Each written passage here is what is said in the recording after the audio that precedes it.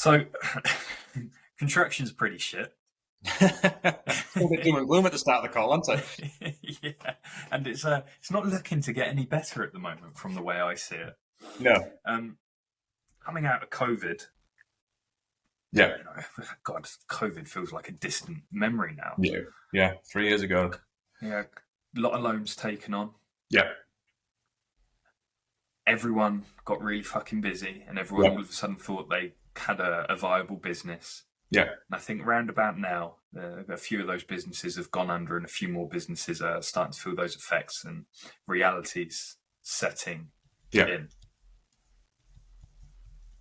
So what challenges is the construction industry facing right now as a result of the economical fucking shit show we've been in and are entering as we speak?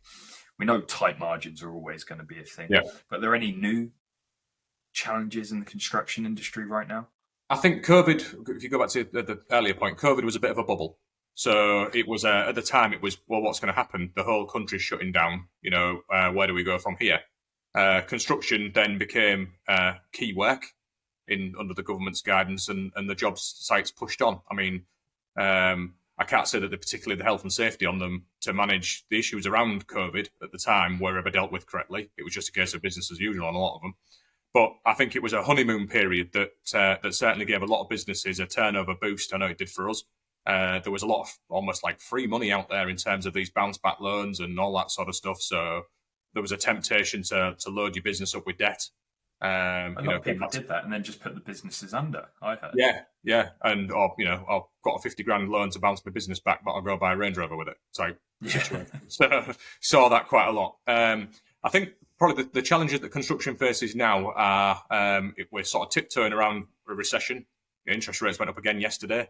So that's going to have an impact, and that'll have an impact on which businesses are sustainable and which businesses aren't. So your business where your man doesn't know what money he's making, where his profitable jobs are, where his margins are, this is where he or she, not wanting to discriminate, will start to struggle. Because I don't want to get you cancelled off YouTube, so I thought I'd just make that clear. I think that's where they'll start to struggle, because without knowing that information, that's basically the bedrock of your business. I think that construction has and always will suffer from a skill shortage. I think on one of the earlier podcasts, John alluded to it using physiotherapists, and everybody wants to be a physiotherapist, and then it gets really, really busy, and then it's like, well, next thing your physiotherapist man's in McDonald's because there's no work for him or something like that. It's exactly that. And I think in construction now, there's a lot of money to be made. It's certainly for your trades, because there's a scarcity of them. So if you're good, if you're a good joiner, if you're a good plasterer, if you're a good bricklayer, you can make a lot of money because people out there don't exist. But from a business owner's perspective, how do you attract the best talent, and how do you cultivate the next generation of talent, which I think is also a big problem. Coming back to the earlier point of people a bit woke these days, they're not the youth of today isn't the youth of 20 years ago. There's a certain lack of wanting to roll your sleeves up and get on with something. And I was having this conversation with my daughter, and I don't know if you want to edit this bit out if it was too controversial, but she was saying that she was struggling with her homework and she had to go and see the mental health support worker at school because she was struggling with her homework. So I was like, right, okay. So I said, if you came into my business and I gave you a job, would you expect what happened to a health support worker for you to go and talk to if you couldn't type an email in time or something like that? It's just like crazy. And you think construction is a very macho industry, and the older school lads will just destroy any apprentice that goes onto site because of this work entitled nature that a lot of people have these days. And we've been fortunate in terms of some of the we've taken on youngsters. We've got apprentices at the moment in the business, and they're very good. They're very driven, capable young individuals, young men and women. And I think a lot of that then comes back to how the parents have brought them up, in my opinion. But I think going back to the original point, I think a skill shortage is certainly something that construction will suffer with and has always suffered with. Going back to your point, what we're talking about here is resilience, isn't it, really? Yes. Now, I'm going to be a grumpy old fart now. I was born in 1965, probably quite a few years even before you, Graham.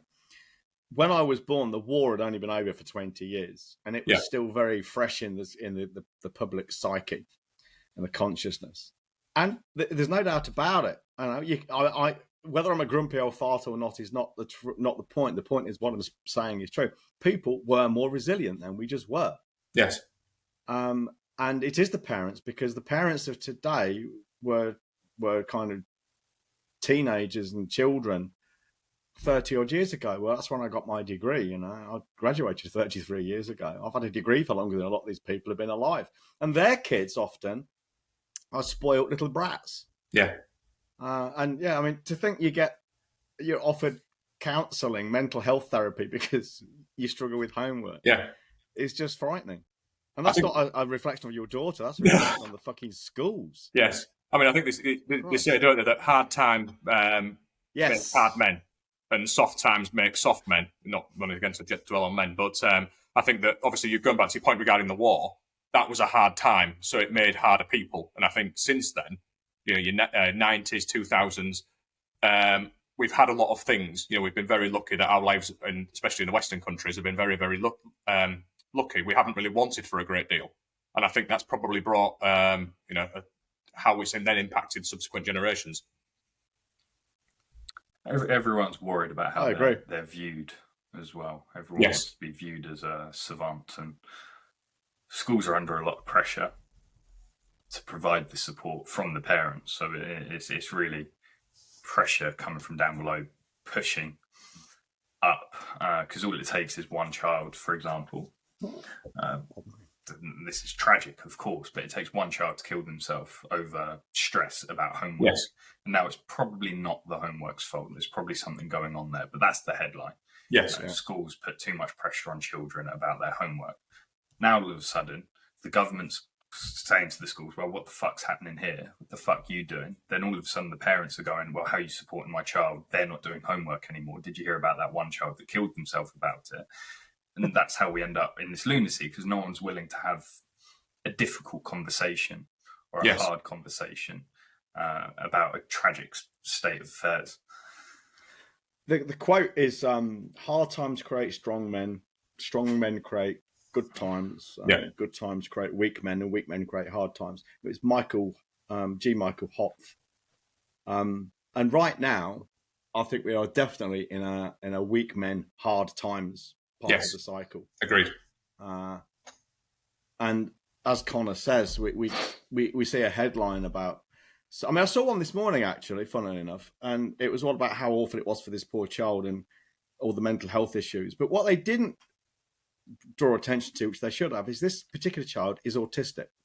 Now, that does make a difference. An autistic person is almost certainly going to be more anxious about changing routine and things. Yes. Or something being difficult or not being able to accomplish something. Well, that is not a general mental health issue. Well, autism is a mental health issue anyway. But that's not a general mental health issue to do with children and homework. That's a specific intervention they need to make and should be making with autistic children. But of course, that kind of distinction gets lost in the fucking wider narrative of weak, woke people.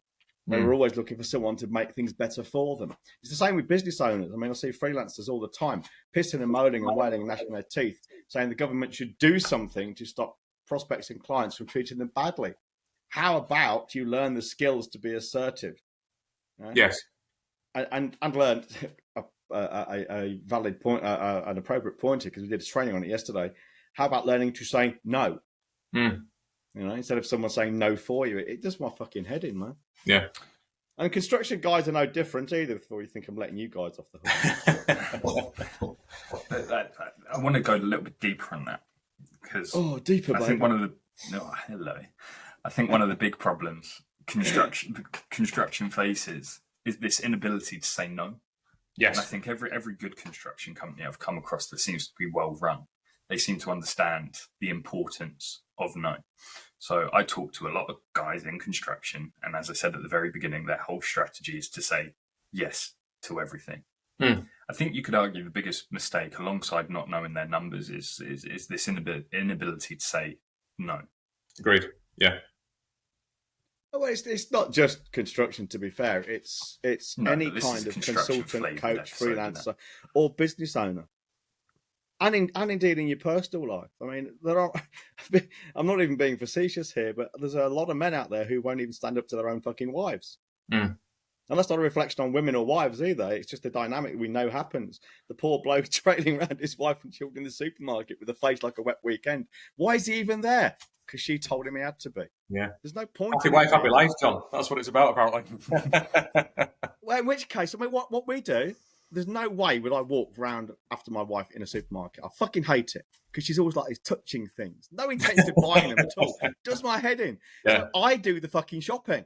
Yeah. I go out, I'm in the shop 5 minutes after it opens on a Sunday morning. I'm out in 20 minutes. Yeah. And if she ain't put it on the list, she goes without.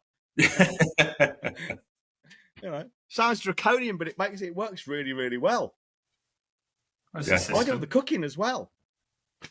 You know, because then it gets done in a manly way.